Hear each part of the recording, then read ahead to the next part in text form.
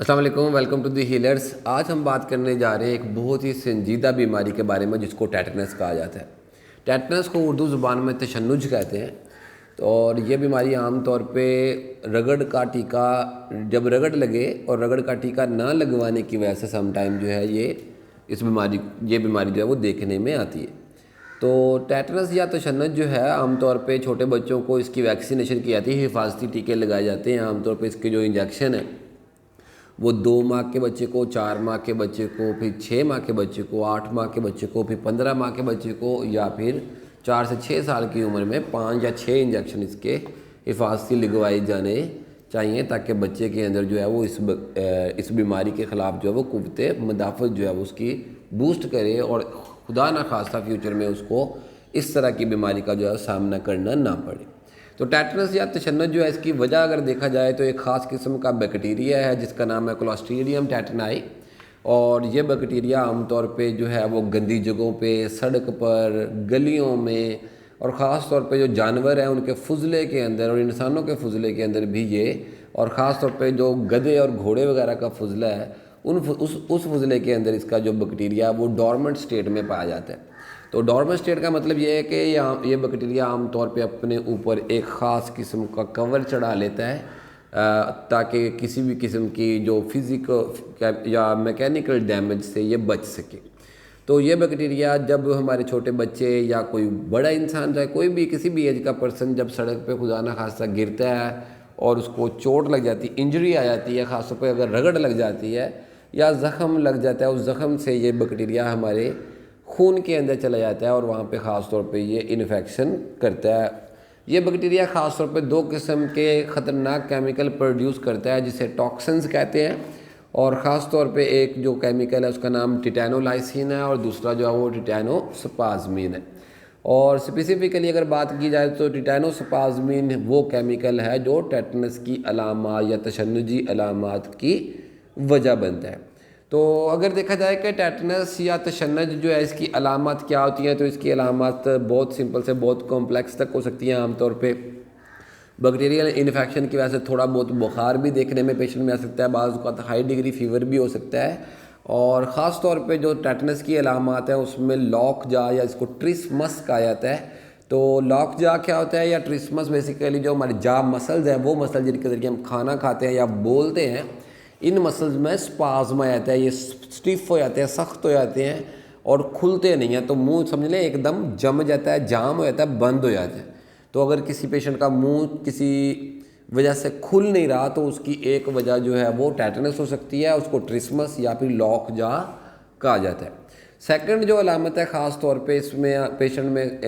वो laryngeal muscle जो खास तौर पे गले के मसल हैं, आवाज़ से रिलेटेड जो पेशेंट जो है वो बात नहीं कर पाता या उसकी आवाज़ जो है वो नहीं निकलती है। तीसरी अहम अलामत जो है वो रेस्पिरेटरी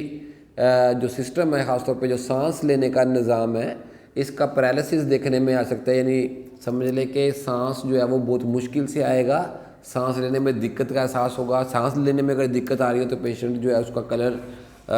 ब्लू होना शुरू हो सकता है। ये बहुत ही ख़तरनाक कंडीशन बन जाती है जिसमें पेशेंट को फौरी तौर पे हॉस्पिटलाइज करने की ज़रूरत है और पेशेंट का गला काट के यहाँ से उसके अंदर एक जो है वो पाइप गुजारा जाता है ताकि वो मसनूई तौर पे ताकि वो दूसरी जगह से सांस ले सके, क्योंकि उसके ये वाले मसल जो हैं बहुत ज़्यादा स्टिफ और स्पाज्म हो जाते हैं। और टेटनस की और जो अहम अलामत हैं उनमें कन्वर्जन और ट्रेमर्स हैं, जिन्हें आमतौर पे आप समझे उर्दू ज़ुबान में कहें तो झटके लगना या दौरे पड़ना। तो पेशेंट जो है वो बहुत ज़्यादा फोर्सफुल इसको झटके लगते हैं, मसल्स जो हैं वो इनवॉलंटरी गैर अरादी तौर पे मूव करते हैं और पेशेंट उछलता है। और ये झटके छोटे छोटे झटकों से लेके बहुत ज़्यादा फोर्सफुल झटके हो सकते हैं और इतने स्ट्रॉन्ग कन्वर्जन और ट्रेमर हो सकते हैं कि पेशेंट समझ ले कि पीछे की तरफ झुक जाता है। तो ये बहुत ही पेनफुल कंडीशन है। अगर आपने कभी इसका पेशेंट देखा हो तो अल्लाह ताला से दुआ है कि ये मर्ज़ जो है किसी को देखना ना पड़े। बहुत ही ख़तरनाक प्रॉब्लम है, मौत की जो शरह है वो बहुत ही ज़्यादा है। तो आमतौर पे ये माना जाता है कि 95% केसेस में रिकवरी हो जाती है, बट 5% केसेस जो है वो डेथ में चले जाते हैं इंटरनेशनली। बट पाकिस्तान जैसे कंट्री में यहाँ पे मोर देन 50% एक स्टडी के मुताबिक 50% से ज़्यादा जो टेटनस के पेशेंट हैं वो खुदा न खास्ता मौत के मुंह में चले जाते हैं। तो इस बीमारी की जो मौत के में जाने की शरह है वो बहुत ज़्यादा है, और मौत में जाने का जो टाइम है, यानी अगर आप समझें तो बीमारी का दौरानिया 1 से 10 दिन का है, यानी 10 दिन पहले वैसे ही इंक्यूबेशन पीरियड के हैं बैक्टीरिया के, 10 दिन में अलामात ज़ाहिर होना शुरू हो जाती हैं, और 10 से 21 दिन तक जो है अलामात वो अपने अरूज पे होती हैं, और फर्दर 1 हफ्ते के अंदर अंदर खुदा न खास्ता मौत हो सकती है, और इसके लिए पेशेंट को फौरी तौर पे हॉस्पिटलाइज करने की ज़रूरत पेश आती है, या फिर इसको ICU में लेके जाना पड़ता है। तो ये बहुत ही डेंजरस कंडीशन है। तो बात करें अगर दूसरी वजूहात की, तो आमतौर पे अगर आप कोई सर्जरी वगैरह करवा रहे हैं, ख़ास तौर पे डिलीवरी के दौरान या डिलीवरी से पहले और बाद में, ख़ास तौर पे वालिदा को भी ये इंजेक्शन दिए जाते हैं, क्योंकि ये जो सर्जरी है, सी सेक्शन वगैरह जिसको आमतौर पे बड़ा ऑपरेशन भी कहा जाता है, इस दौरान भी इसका बैक्टीरिया जो है वो ट्रांसमिट हो सकता है, या समटाइम जो है वो बर्न हो गई है, स्किन जल गई है,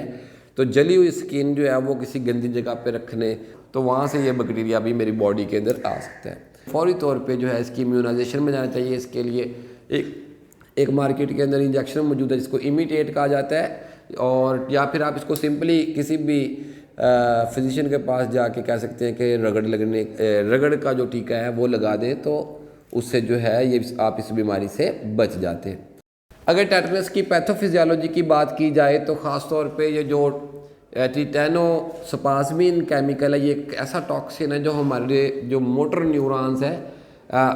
उनको जाके स्टिमुलेशन प्रोवाइड करता है, और वहाँ से देन ये ट्रांसपोर्ट होता है सिग्नल एक्सोन्स के ज़रिए, और फाइनली ये हमारे ब्रेन स्टेम और या फिर हमारे समझ लें कि जो स्पाइनल कॉर्ड है वहाँ पे जाके ख़ास किस्म के जो इनहिबिटरी न्यूरॉन्स होते हैं या इनहिबिटरी सेंटर होता है न्यूरॉन्स का, ये उसको इनहिबिट करता है, और वहाँ से ऐसे न्यूरोट्रांसमीटर्स जो है वो प्रोड्यूस करवाता है,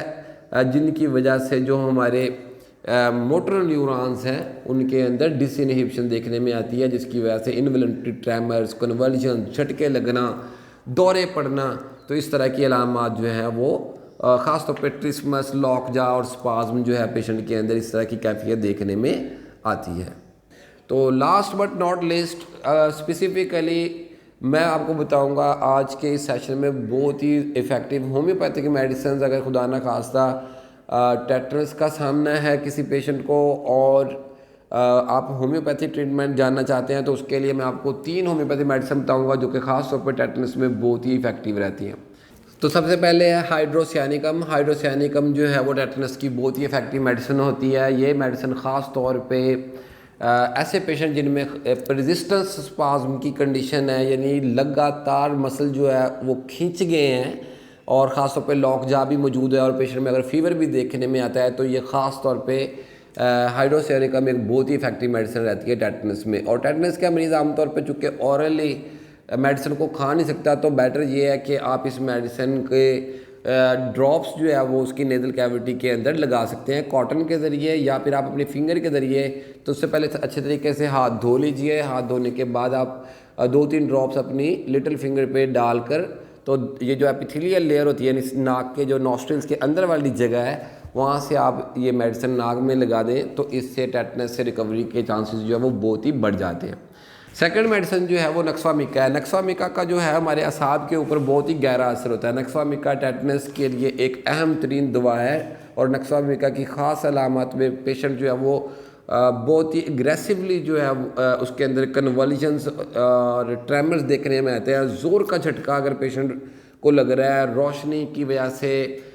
या किसी शोर होने की वजह से पेशेंट के अंदर झटके शुरू होते हैं, और झटकों का जो तनाव है वो अगर बहुत ही एग्रेसिव, बहुत ही ज़्यादा है, तो इस स्पेसिफिक कंडीशन में नक्सामिका बहुत ही इफेक्टिव रहती है। और जैसे मैंने पहले बताया कि ओरली